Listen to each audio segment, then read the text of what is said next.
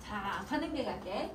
가능길도 중요한 내용 조금 먼저 정리하고 갈 거야. 왜냐면 방학 동안 이거 가능길도 한번 정리를 했단 말이에요. 그래서 우리 내용을 조금 정리하고 갈게요.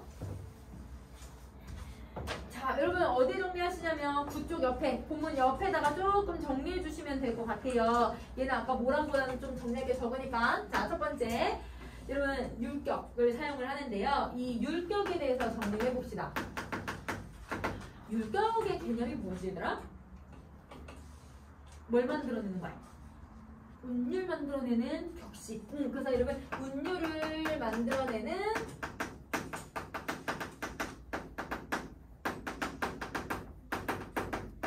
격식을 얘기하는데요. 그러면 격식이라는 거 뭔가 규칙을 계속 지키고 있어야 된다는 뜻이잖아.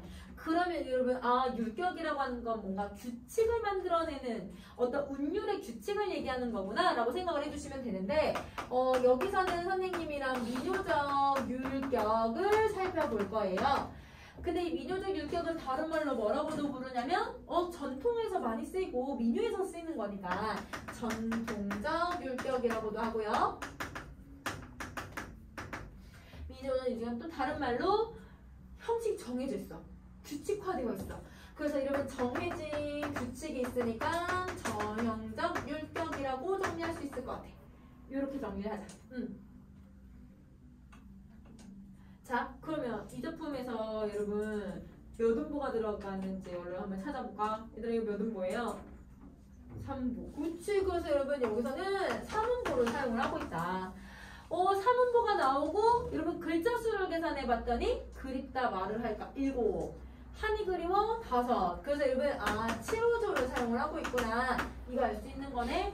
그러면 여러분 3음보 7호조라는 말 대신에 민요적, 전통적, 정형적, 율격이라는 말을 대신 쓸 수도 있어. 자, 그 다음 두 번째. 여러분 여기서도 선생님이랑 표현법을 찾아보는데요. 표현법 6개 있거든요. 그래서 이것도 우리 본문에서 읽으면서 하나씩 다 찾아보자. 그래서 이거 한번 찾아볼 거고. 자, 그 다음에 여러분 세 번째. 이 작품에서 여러분이 기억을 해야 되는 건 객관적 상관물이죠. 객관적 상관물. 자, 여러분 지금 교과서에서 객관적 상관물의 개념을 뒤에 설명을 해놓고 있는 부분이 있는데 그 설명에서는 뭐라고 얘기를 하냐면 화자의 정서를 이렇게 표현하는 대상을 얘라고 한대. 그러면 자, 정리해보자. 화자의 정서를 어떻게 표현을 할 거냐면 객관적으로 혹은 간접적으로 표현하는 걸 얘기하네. 그래서 여러분 여기다 화자의 정서를 객관적이고 간접적으로 제시하기 위해 바깥 세계에서 가져오는 대상이라고 해요. 그럼 바깥 세상이라고 하는 건 우리가 살고 있는 어떤 자연물들, 사물들 다 얘기한다고 생각하면 돼. 나 이외의 것들 이라고 생각을 해주시면 돼요. 그러면 이 작품은 객관적 상관물 2개 들어가잖아요. 까마귀랑 그 다음에 이런 강물. 그래서 여기서는 까마귀라고 하는 애랑 강물이 객관적 상관물인데 얘는 지금 내 감정을 환기시키면서 여러분 감정을 객관적으로 드러내주려고 하고 있다. 이렇게 정리를 해주면 되겠다. 환기.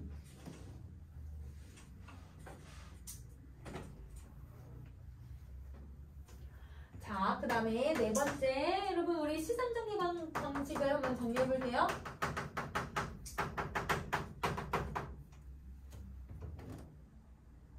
시상정리 방식 2개. 첫 번째 선정 수경. 그래서 내면을 먼저 제시하고 외부를 나중에 제시를 할 거야. 그래서 내면을 제시하고 나서 외부를 보여주는 방식을 사용한다. 내면을 보여주고 외부를 보여주는 방식. 자, 그 다음에 두 번째는요. 시간의 흐름. 그래서 시간이 흘러가는 모습을 보여준다. 그럼 혹시 시간이 흘러가는 거 다시 되돌려 담을 수 있니? 아니지. 그치. 그래서 여러분 시간이 흘러가면 다시 원상태로 돌리기가 어려워. 그러면 여러분 여기서도 이변이라고 하는 상황을 원상태로 돌리기가 어렵다라고 하는 인식을 이런 흐름을 통해서 보여주니까 그건 조금 더 다시 정리 한번 해보자. 자, 그 다음에 다섯 번째예요. 다섯 번째는 여러분 여기서 각 면의 행을 어떻게 배열하는지 이거의 효과를 정리할 거야. 요거는 선생님이랑 표로 정리를 할 건데요. 표로 정리를 딱 해버리자. 이거는 여러분 지문을 다 읽고 정리 한번 해보니까 그래서 지문을 먼저 한번 보세요. 자, 갑시다. 지문. 얘도 여러분 내 정서를 드러내고 있는 애들은 세모 표시를 해버리자. 자, 그래서 여러분 제일 먼저 누구를 들 수 있냐면 그립 딱 대놓고 얘기하고 있네. 화자의 정서. 세모 표시. 그래서 세모 표시는 화자의 정서.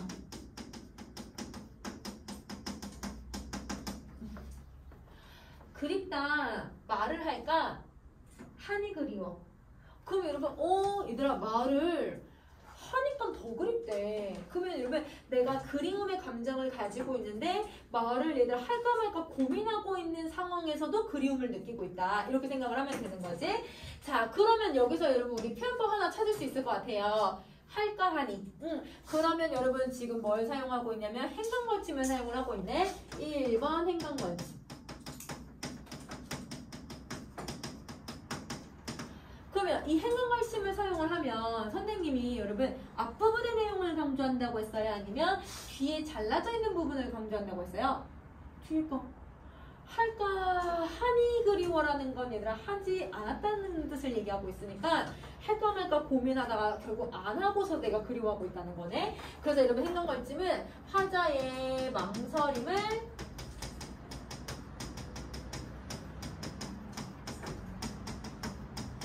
강조하기 위해서 이 표현법을 쓰고 있다. 그냥 갈까? 이러면 뭐냐면 포기해버릴까? 그냥 갈까? 고민을 하다가도 그래도 다시 더 한번 해봐야겠다 라고 생각을 해요. 그러면 다시 더 한번 할 때 여러분 지금 여기서 점점점점점 사용을 하고 있으니까 두 번째 표현법 생략법을 사용을 하고 있네요. 자, 그러면 생략법을 사용을 하면 어떤 효과를 가지게 되냐면 말할까? 그냥 갈까?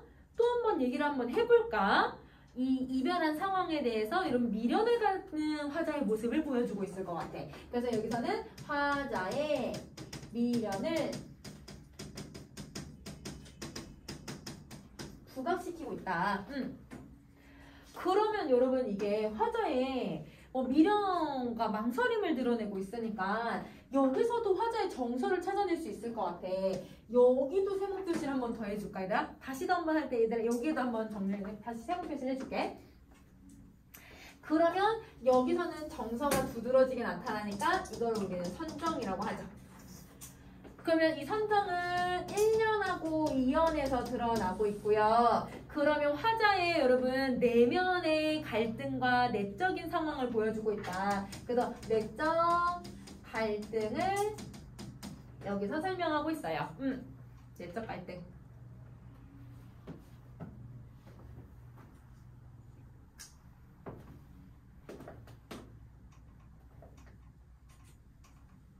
다 정리했니? 자, 그러면 여러분 우리 어딜 가냐면 우리 3년을 갑시다. 자, 세 번째요. 저산에도 까마귀, 들의 까마귀, 서산에는 해가 진다고 지적입니다. 여러분 여기 표현법 우리 좀 여러 개 찾을 수 있을 것 같아. 산에도 까마귀, 들에도 까마귀 형식 거의 비슷하잖아요. 그러면 여러분 여기서는 이제 대구법으로 보셔도 되고 아니면 여러분 까마귀라고 하는 여러분 네 번째 반복법으로 보셔도 되고요. 반복법으로 보셔도 되고. 그러면 여러분 까마귀가 깍깍 대고 있으니까 이거 해가 지고 있어 이제 그만 망설여, 포기하던지 빨리 뭘 하던지 빨리 이제 그만해 라고 해서 계속 재촉을 하고 있는 상황이잖아. 그러면 여러분 해가 진다고 지저귀는 이 청각적인 이미지가 화자에게 무엇을 유발을 시키냐면 조급함. 그래서 여러분 조급함을 환기시키고 있다. 그러면 우리 아까 여러분 객관적 상관물 여기서는 환기를 쓰는 애들이 까마귀라고 했잖아요. 그럼 여기서 까마귀가 청각적인 이미지를 통해서 나의 이런 조급함과 이걸 고민을 해야 될까 말아야 될까라고 하는 것들을 보여주고 있다라고 생각하시면 돼요. 자, 청각적 이미지를 사용하기도 하고 또 하나 더. 여러분 해가 진다고 지저귀다고 했으니까 시간적 배경도 알 수 있지. 저녁이라는 걸 알 수 있을 것 같아. 그래서 여기에 시간적 배경이 해질 무렵. 이걸 보여주죠. 해질 무렵. 자, 이제 사용할게요. 앞강물, 뒷강물 흐르는 물은 얘들아 계속 물이 계속 흘러가고 있대. 근데 여러분 이거는 물이 계속 흘러가면 다시 내가 담을 수 있니? 다시 되돌릴 수 있거나 담을 수 있는 것도 아니고, 그 다음에 여러분 아까 선생님이 맨 처음 할 때 시간도 여러분 흘러가면 그 다시 되돌릴 수 없다고 얘기를 했잖아요. 그러면 이거는 시간의 흐름을 표현해주고 있구나 라고 생각을 하시면 돼요. 다시는 되돌릴 수 없는 시간의 흐름을 표현하고 있다. 어서 따라오라고, 따라가자고, 흘러도 연달아 흐르뛰다려. 그러면 여러분 계속 얘가 따라오래, 따라가재. 그러면 여러분 지금 무슨 표현법을 사용을 하고 있냐면 5번째 사람처럼 표현하고 있네. 의의법을 사용을 하고요. 6번째 여러분 지금 앞강물 뒷강물 따라오라고 따라가자고 완전히 똑같아요. 완전히 똑같은 건 아니잖아요. 조금씩 바꾸면서 반복을 시키고 있으니까 우리 이거를 이제 변주라고 표현을 할 것 같아. 변주. 그러면 여러분 지금 여기서도 빨리 따라가자. 물이 흘러가는 모습을 보여주고 있잖아요. 그럼 물이 흐르는 이 모습을 통해서 또 뭘 하고 있냐면 나의 조급함 또 환기를 시키네.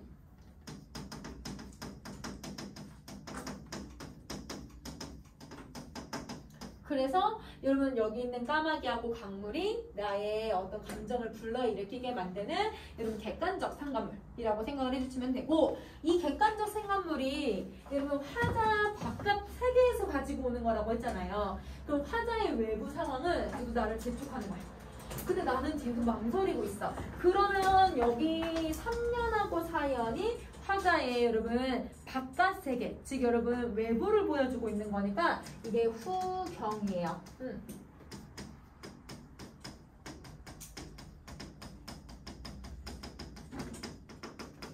이걸 드러낸다. 후경을 얘기하고 있어.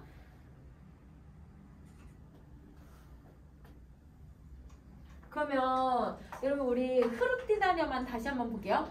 흐르뛰다려 같은 경우는 흐르뛰다 그려라고 하는 평안북도 사투리인데요.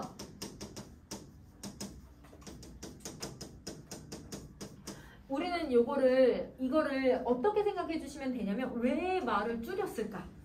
왜 6글자인데 5글자로 줄였을까?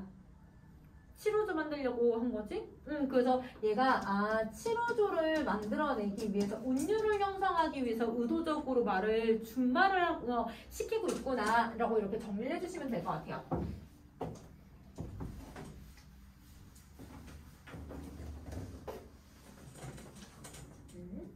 자, 그러면 각 행에 얘들아 우리 행배열 요거 효과 한번 정리 한번 해보자. 우선은 여러분 지금 3년하고 4년을 먼저 보고 있으니까 여기서 한 줄에 가장 적게 있는 애들은 몇 글자가 나왔는지 한번 봐볼래? 여기서 가장 적은 글자 수가 나온 거. 지정입니다. 5개. 그치?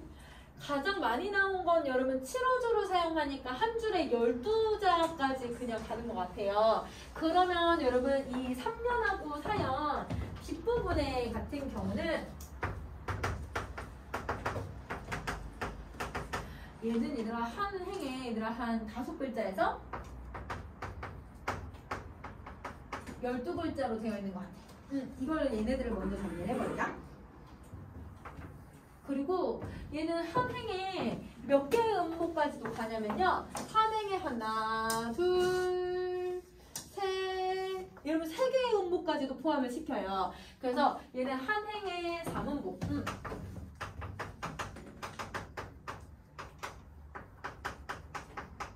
이렇게까지 보여주고, 그리고 한 행의 얘들아 시행이 상대적으로 좀 길어요. 그래서 여러분 얘는 긴 시행에 해당하고요. 긴 시행에 해당하고, 근데 여러분 이거를 우리는 한 호흡 안에 한 줄을 한 번에 다 읽어야 되거든? 그 한 줄에 얘들아 12글자를 읽으려고 하다 보니 상대적으로 빠른 호흡으로 읽게 되죠. 빠른 호흡으로 읽게 된다. 긴 시행, 빠른 호흡.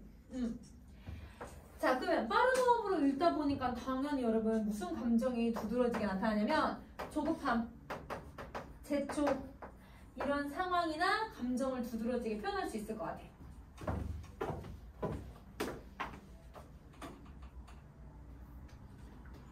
자, 그 다음에 여러분 1년하고 2년을 보세요. 1년, 2년은 한 행에 3글자에서 5글자야. 그러니까 상대적으로 글자 수가 되게 적다. 그지? 그래서 얘는 3글자에서 5글자 정도고요. 그 다음에 한 행에 음보가 몇 개씩 들어가요? 하나. 여러분 음보 하나씩 들어가 있네. 그래서 한 행에 여러분 음보가 한 음보씩 들어간다. 한 행에 1음보가 들어가고요. 그러면 상대적으로 얘는 짧은 시행에 해당하죠. 그래서 여기 짧은 시행이에요. 그리고 호흡은 느린 호흡으로 얘기하겠지. 왜냐면 똑같은 행인데 글자 수가 상대적으로 적으니까 그거를 천천히 읽게 될 거야. 그래서 느린 호흡으로 읽게 되고요.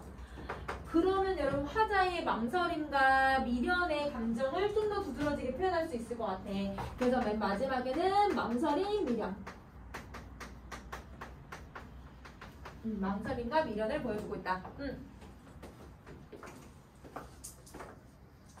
그러면 1, 2년하고 3, 4년에 여러분 선정 후경을 쓰는 것뿐만 아니라 의도적으로 호흡을 조절을 해서 내 내면의 정서, 내 외부의 상황을 구체적으로 보여주고 있다라고 설명할 수 있을 것 같아. 그래서 호흡에 대해서는 좀 잘 기억을 해두자. 자, 그러면 이 호흡을 왜 쓰는지 정리 한번 해볼게. 자, 그 밑에다가 선생님 편이 없어가지고 밑에다가 이 호흡을 썼을 때 얻을 수 있는 효과.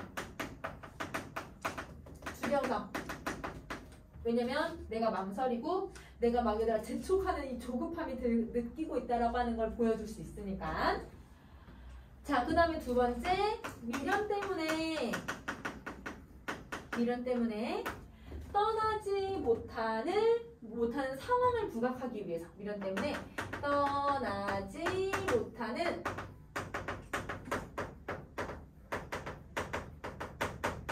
상황을 부각해주고 있다.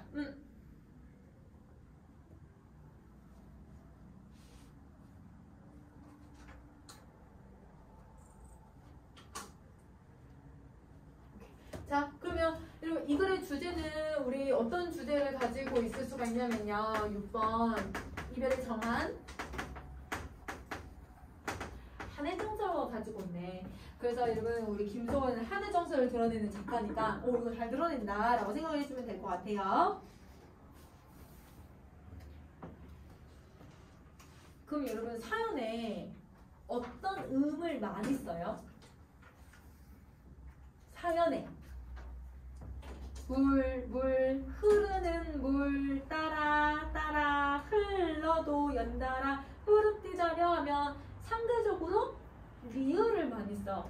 그래서 여러분 사연에서는 어떤 음을 많이 쓰냐면 의도적으로 유음을 반복을 많이 시키는데요. 유음을 의도적으로 많이 사용을 하면 당연히 여러분 운율을 사용하기도 하지만 만들어내기도 하지만 유음이 어떻게 만들어지는 소리야? 바람이 얘들아 이게 공기가 흐르면서 내는 소리다 보니까 그래서 물이 흐르는 모습을 좀 더 부각시킬 수가 있어. 그래서 물이 흘러가는 모습을 부각시킨다. 이렇게 정리를 해버리자.